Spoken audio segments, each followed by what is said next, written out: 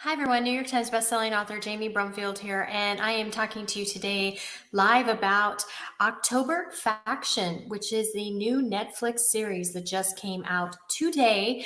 So you've got a full season. Season one has just been released on Netflix today, and it's called October Faction.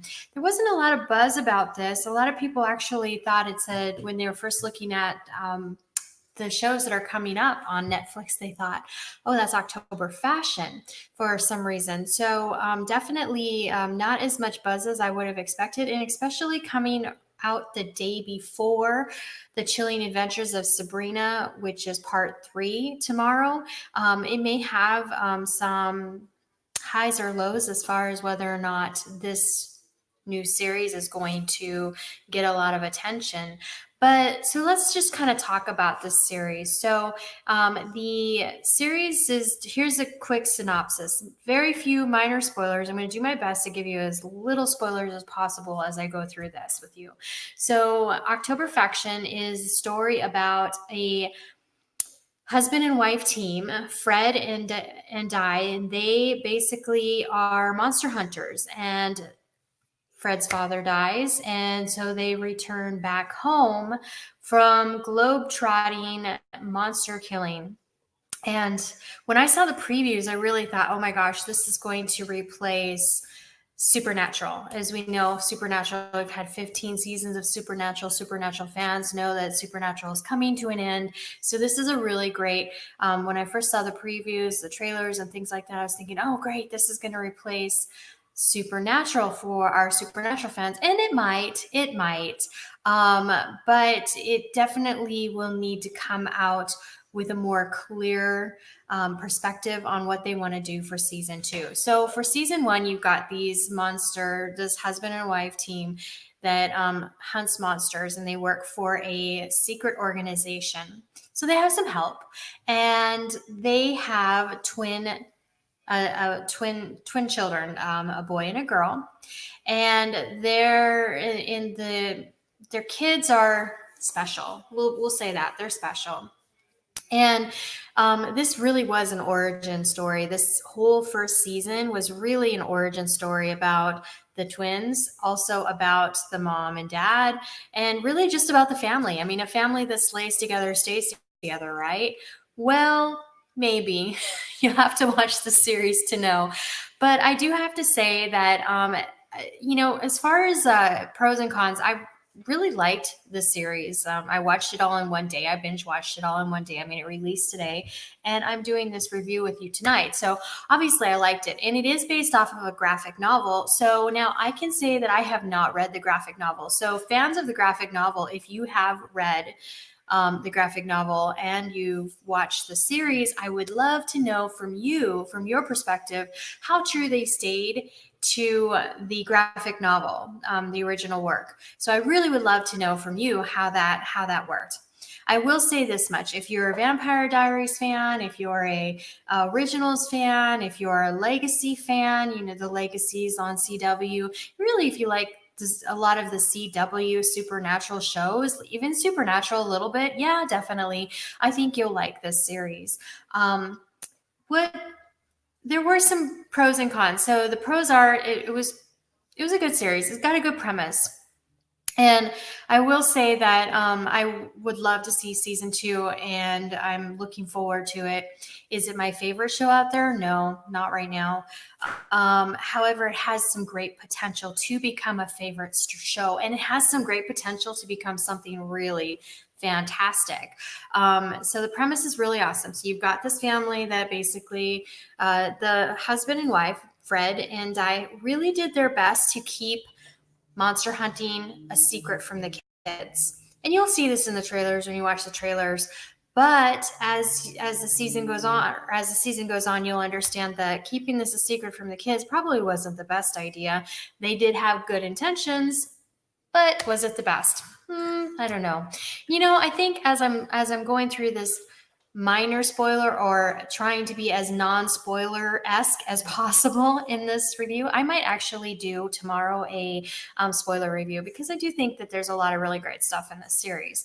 So you've got these kids and they've now moved back to New York and they are going to school, and they've got Viv is the girl is very introverted, very to herself character, and really just someone who, does drawings, and she's very introverted. She's very to herself. She's not super social. Her brother, on the other hand, is very social and very outgoing.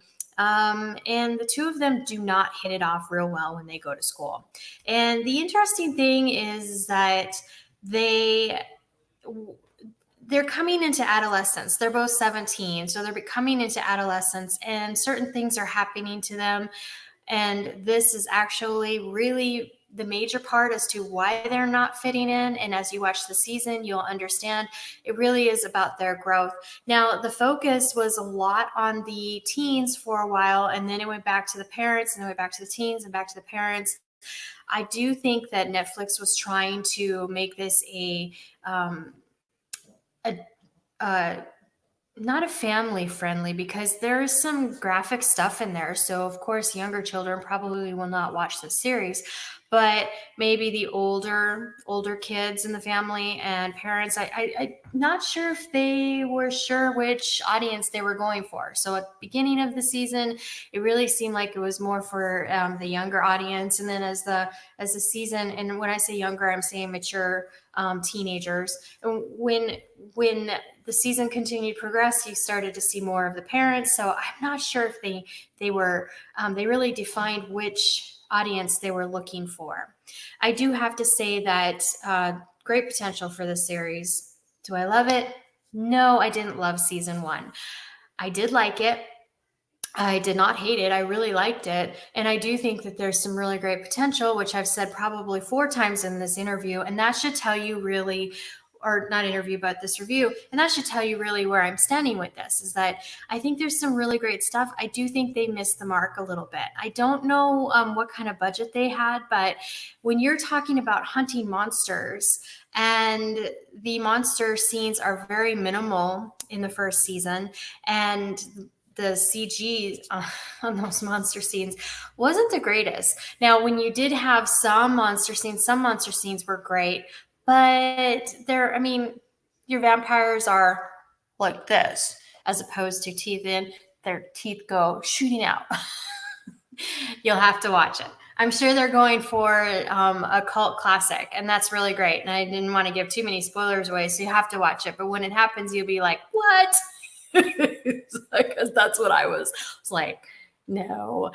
Okay, rewind and let's check that out again. So the CG wasn't necessarily my favorite, but maybe the budget wasn't there. They did try to make some really great stuff happen, and I do think that overall it really is a great series, and I do think overall it has the potential to be really awesome. If you look at the season 1 just as an origin story for everyone involved, as well as all of the factions, and let me tell you, there are multiple factions. There is the regular authorities, there's the secret government agency. I'm guessing it's government agency. Then there's another faction out there. And then you've got the monsters. So you've got multiple factions playing, and all of these different factions are either fighting against each other or they're trying to negotiate some kind of peace. And really, I think the major message was not all monsters are bad.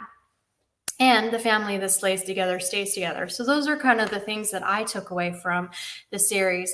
And of course, family matters can really get tricky sometimes. And you'll see it when you're watching the series. They definitely went for the origin story in this season. I'm hoping to see something really awesome next season if Netflix picks them up for a second season. I think that it would be a smart move. I really do think that there's an opening for these kind of television shows right now, and there's only really one station that I've seen that's actually taken a monopoly of these, and it hasn't been Netflix. it's been the CW. So I'm thinking that if Netflix continues to go down that road, they're going to get a great number of viewers watching. And I know that some of us really just love our paranormal. I mean, I write paranormal, so I know that we love paranormal.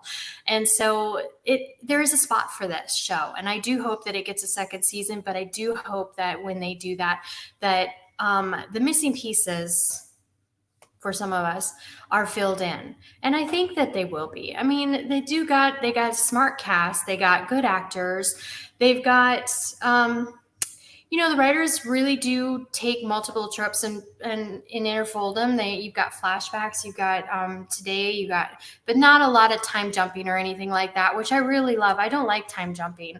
So just little flashbacks here and there, they work wonders. They don't need to be like a whole episode in 1995 and then this episode in 2021. That one, when it time jumps like that, it's really hard to follow. But when you've got like a 5-minute flashback, it's perfect. It's really well done. I think overall, I think it was good. I have looked at some other reviews online, and some other reviewers have pointed out different things. So definitely check them out. I mean, they talk about, maybe some dialogue issues and things like that. But really, all in all, I honestly, I think that overall there's a spot for this. And I do hope that it gets a second season. And I hope that it fills that void that is coming. We know it's coming. There's a lot of our favorite series out there that are in the paranormal realm that are coming to an end. And it's sad, but hopefully there's something that will fill that spot. All right, so what did you think of it? Are you going to watch October Faction? Did you watch October Faction? Let me know in the comment section below. Do you agree with me? Do you disagree with me? Did you see something that I didn't see? Was there more detail that you think should have been in this review?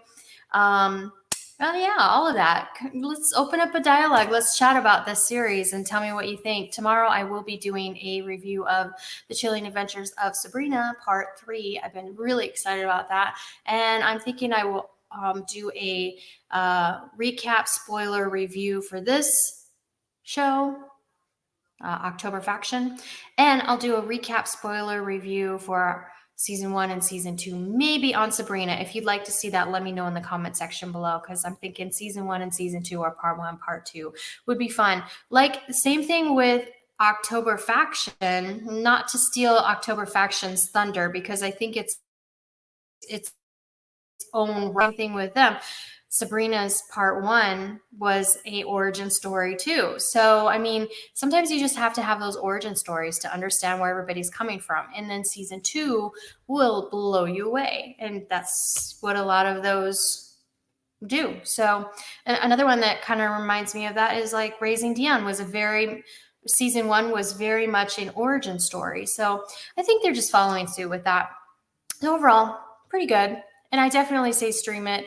Definitely say it does have some graphic stuff, so probably not for the younger kids. But maybe, I mean, you be the judge. You're as a parent, but I know that I wouldn't have my daughter watch it. She's 3 though, so maybe older kids. But as far as family friendly or whatever, there are some good messages in there, and it does cover some diversity as well. So that's good too. So check it out. Let me know what you think. Let me know in the comment section below. Thanks so much for tuning in. I am New York Times bestselling author Jamie Brumfield, and thanks for escaping into paranormal with me. You have a fantastic day, and I'll see you soon. Bye.